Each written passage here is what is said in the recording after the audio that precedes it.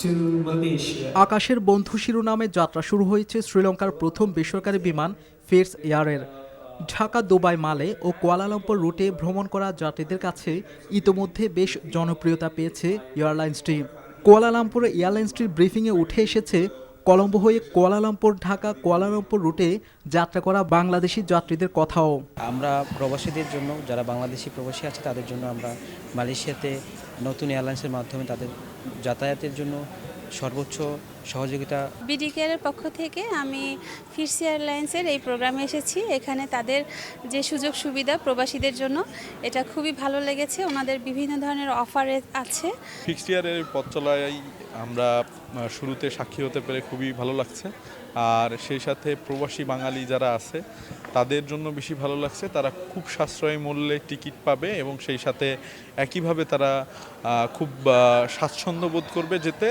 কলম্বো যেতে চান বা যারা মালদ্বীপে যেতে চান বা যারা বাংলাদেশে যেতে চাচ্ছে সামনে রমজান কেন্দ্র করে, তো আমি মনে করব যে ফিটস এয়ার তারা বেছে নিতে পারে। তাতে যেমন তাদের অর্থ সাশ্রয় হবে। ফিটস এয়ারের প্রধান বাণিজ্যিক কর্মকর্তা জানান, কার্গো থেকে বিমান উড্ডয়নের এ স্বপ্নের জাল দীর্ঘ হয়েছে। শীঘ্রই যুক্ত হচ্ছে ব্যাংকক, লাহোর, আহমেদাবাদ ও দিল্লি। কলম্বোকে মধ্যমণি করে বিস্তার করা এয়ারলাইন্সের কেন্দ্রবিন্দুতে স্বল্প খরচে ট্রানজিট দিয়ে যাত্রা করতে পারবেন প্রবাসীরাও। People who coming from Dhaka, they can go to Malé, then stay in Colombo, then Cool, then coming back and going to Dhaka. So they can cover 3 countries nicely. So all these 3 countries are giving the visa for Bangladeshis. So that's very important. Sri Lanka is on arrival. Maldives is giving the visa for Bangladeshi nationality, and Malaysia is welcoming Bangladeshi nationality is on leisure.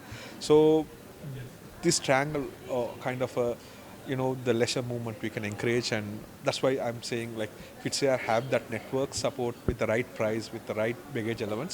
এদিকে fits এয়ারের কুয়ালালামপুরের sales agent হিসেবে যুক্ত হয়েছে এনজেট world tours and travels নামের একটি প্রতিষ্ঠান। Fits এয়ারের উদ্বোধনী অনুষ্ঠানে বাংলাদেশিদের পাশাপাশি বিভিন্ন দেশের প্রবাসীরাও উপস্থিত ছিলেন। NTV international desk.